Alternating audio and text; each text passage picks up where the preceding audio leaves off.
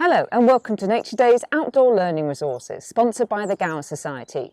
Now this weekend it's the RSPB, Great British Birdwatch, the Garden Birdwatch. So if you haven't taken part in it at all before, it's a great opportunity to just do a survey of what's in your garden. It doesn't take long, it's only half an hour, and you don't need to know the names of the birds because they've got some great resources on the RSPB website, which I'll put in there all the links to it. So all you have to do is look out of a window and watch the birds in your garden for half an hour and tick them off. But if you want to really make sure you've got as many birds as possible in your garden, then you need to put something out for them. Now birds need two things in the winter. They need water and they need food. So make sure you've got something that contains water that's outside, that's not frozen. It could be just an old watering can that has got a little bit left in it, or it could be a plate. Doesn't have to be deep, doesn't have to be a pond, just something with water that they can have a drink and also have a little bit of a bath in. And also you need to put out some food. So that's what our challenge is today, is to build some bird feeders like the ones around me here. Now there are many ways to make bird feeders, but I like the ones that use either natural materials or materials which can decompose. So something that can decompose means that it's made out of something natural, so it was usually found in the nature anyway, and it will return back into either soil or compost if given enough time. So what you don't want is something that will be broken down and will end up in the environment and cause damage, such as plastic. But you can use something that you could reuse. So for example, if you've got an old cup that's got a bit of chip in it, you don't mind leaving it outside, you could use this as a bird feeder, put it outside, and then if it gets any more broken, you can then recycle it or you can put it into the rubbish. You could also use things that you will decompose over time, such as cardboard, toilet roll tubes, or natural things. Now these are just items, these are actually flowers, dried flowers that I've got in a potpourri set, and I don't use that anymore. Anything with a cup shape you can fill with your bird food. The other thing you can get, of course, if you can find them, is you can use pine cones. And pine cones are full of holes, and again these can be filled with your bird food that you've actually created. So I'm going to show you, first of all I'm going to show you one that requires you to have an apple. And obviously for all of these you need bird food, and for some of them you need some kind of binding agent. So you can use fat, this is lard, or you can use peanut butter if you haven't got any allergies, and anything that is very high in fat will work, and the harder it is the better. So that's why lard, because it's hard at room temperature. You can then melt it a bit with your hands, but then you can then allow it to hold the bird feed in place when it solidifies in the cold. But for this one, all you're going to need are some specific bird seeds. So I'm going to pour out some bird food here, and I'm going to pick out one type of seed because that's going to be the one that's going to go onto my apple bird feeder. And these are sunflower seeds. Now if you've got another seed that's big in your bird feed, you can use that. But you're going to take this one, take the pointy end and push it into your apple so that it sticks out like that. And you need to then cover the whole of your apple, and there you have a bird feeder.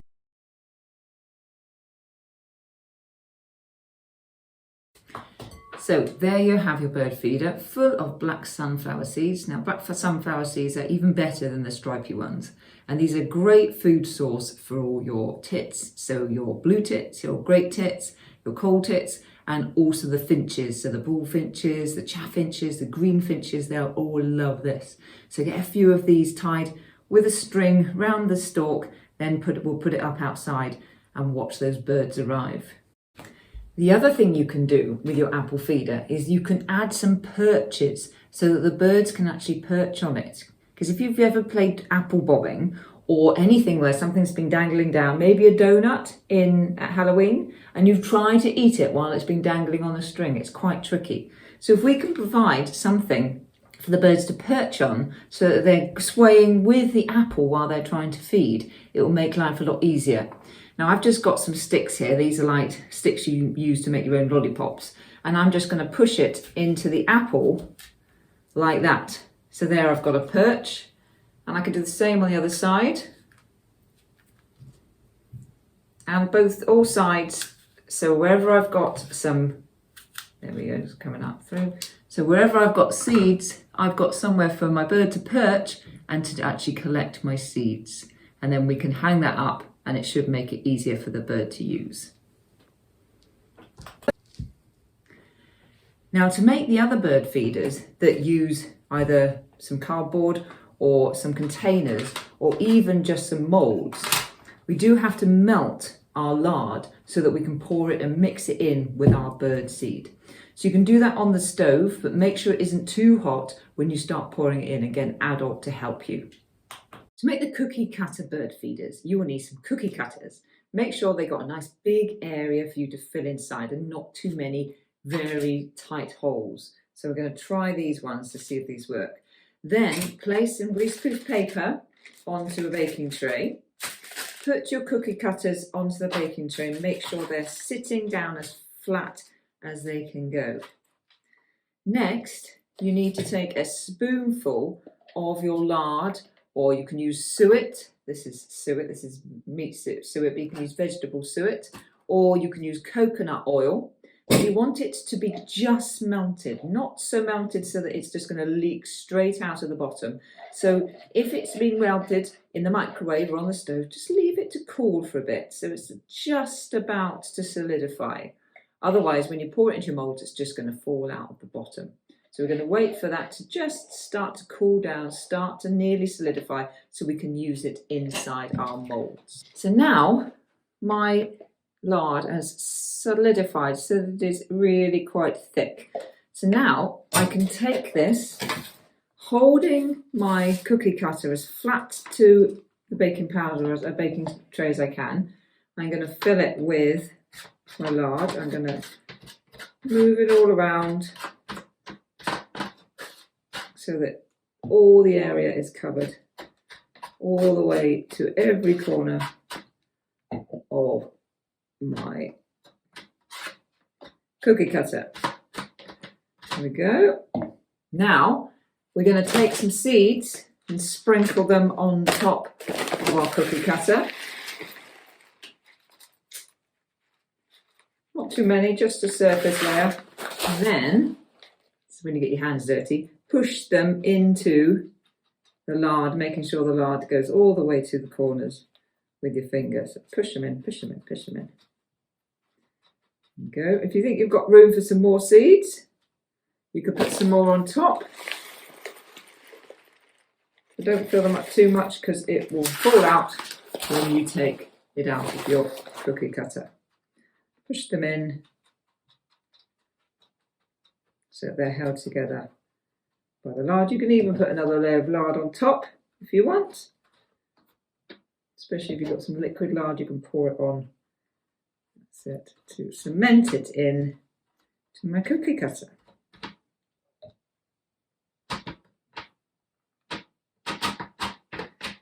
There we have it. Then I'm going to put that into the fridge. I'm going to do all of the other ones first and put them all in the fridge together.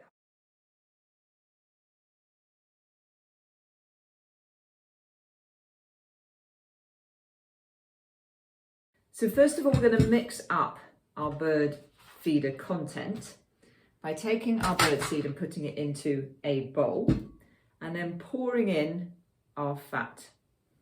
Now we can pour in as much fat as we like because we can always add more seeds to it. And we're going to mix this up. So I've still got lots of fat there, so I'm going to fill it up. And the fat's going to get absorbed by my seeds, but it's also going to bind them together when it starts to solidify. So there we go, it's getting nice and thick now. So we want to kind of make like a porridge of seeds and fat, all coated together. Because in the wintertime, there really isn't a lot for these birds to eat. And think about how much fat they're going to burn off trying to keep themselves warm. All that fat needs to be replaced by food, and there's really not a lot out there for them to eat, which is containing a lot of fat or energy because all the seeds and nuts have gone. Some of them are overwintering in the soil, and then they'll be sprouting out in the springtime, so they're either buried or they're starting to rot and turn into soil. So none of these seeds are going to be around for these birds unless we put out the bird food for them. A little bit more there. Now this mix that we're making, we can make for all of our other bird feeders. Next, we're going to do our toilet roll bird feeder. Now you'll need a skewer for this, or a sharp knife, or some scissors, or get your parents to do it. And what you need to do is make a hole in the bottom, on one side of the toilet roll holder.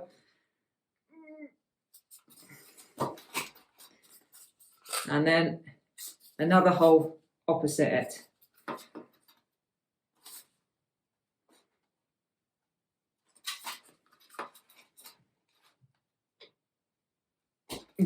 There we go.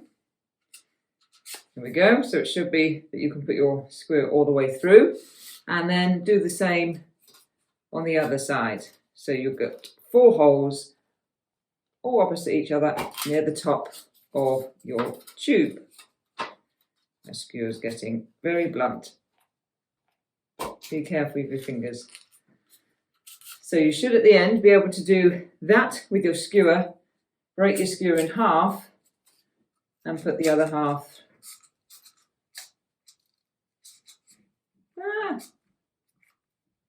The holes are too aligned, so the other stick's getting in the way, so I might have to make a second hole. Yeah, makes sense to put the holes, one of them a bit higher or lower than the other one, otherwise you can't get them through. Yeah, learn from my mistake. There, got there. So there we go, so from the top we've got that. Now these can be used for perching, if we tie it up that way, or we can use it to hang up. So you can make 4 holes in the bottom as well, so that you can use it for threading through some string. So I'm going to make a little hole in here to thread my string in as well.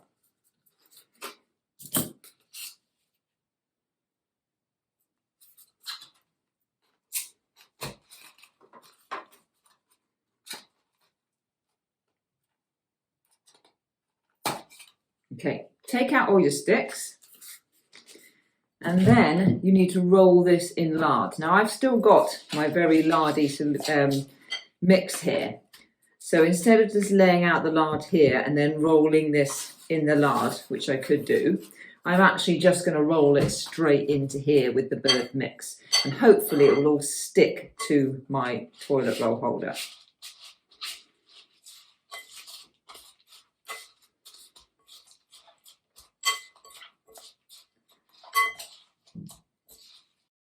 And again, I can leave that to solidify either in the fridge or outside of the fridge.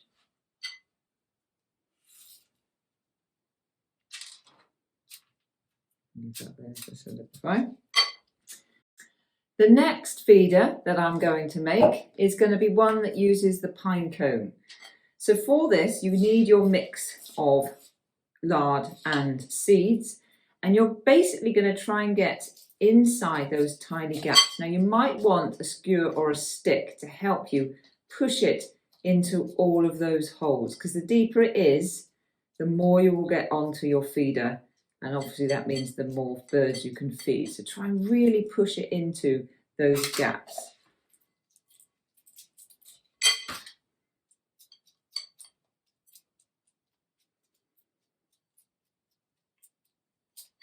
The more open your pine cone is, the better. Some pine cones, when they fall off, especially things like Douglas fir, they're not very open. So these areas where you're going to be trying to push the seed in are just not going to be there.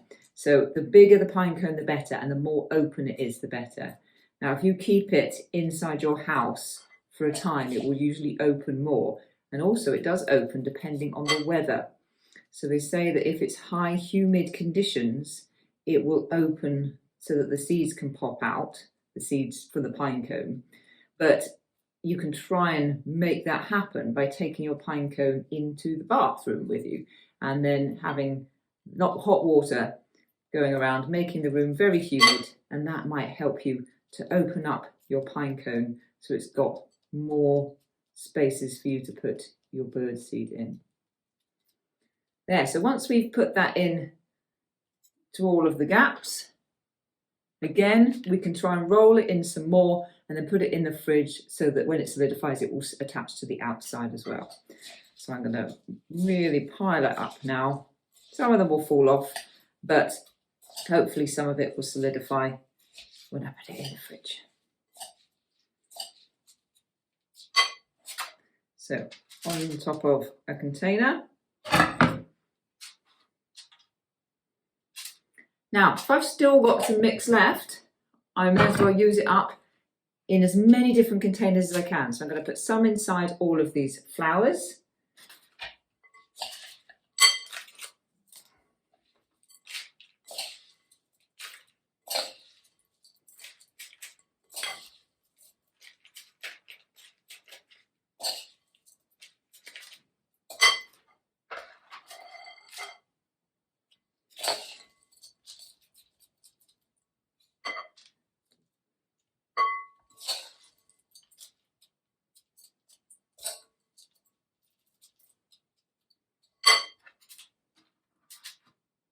There we go.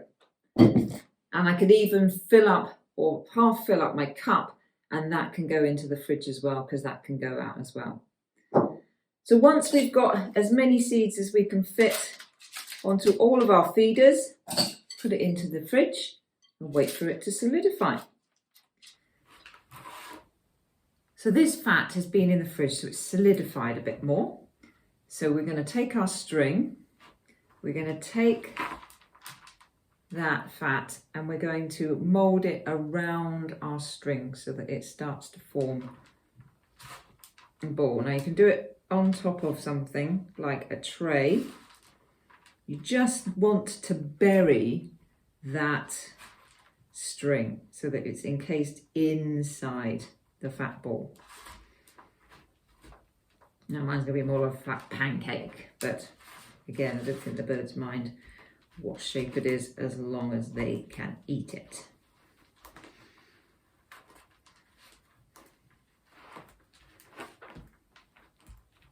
Ugh, it is very sticky stuff.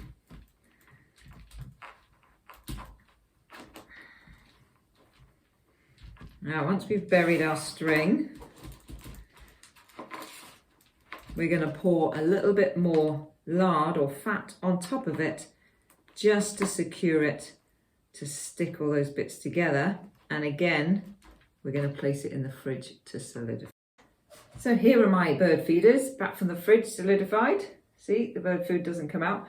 Now we need to find a way of either attaching these to a tree, or it's good to also have some on a bird table. So if you can make some kind of platform, some of these, if they're hard to tie string onto them, they can sit on top of a table. Then some of the birds that like to perch on tables can also be attracted by some of these.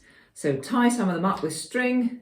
You can put your sticks back into your toilet roll feeder, and then you can tie the string to those. Okay, so I can attach my string to my sticks, and then I can attach that to my tree. So let's get them all outside and see what the birds make of them. So I've set up a nice bird table in a tree where I can hang on some more bird feeders, and also it's right next to my kitchen window so I can look out and watch the birds. So there we have all our bird feeders out on the tree, and hopefully our birds will be very happy to feed on these and get very comfortable before the great bird watch this weekend. You might be able to hear them already. They seem very excited, so I really hope they'll enjoy this food, and then come Saturday or Sunday in the weekend I can watch out of my kitchen window and do my half-hour bird watching and tick off on the sheet to see what birds have come to my bird table. So if you've managed to make some bird feeders today, I'd love to see them, so please tweet them, #NatureDays, and see what shapes you can make with your cookie cutters, or what inventive ways you've used some recycled or some natural materials to make your bird feeders. So good luck, and good luck with the bird watching this weekend. I'm going to go in now, have a look out my window and see if any birds come to my bird feeders.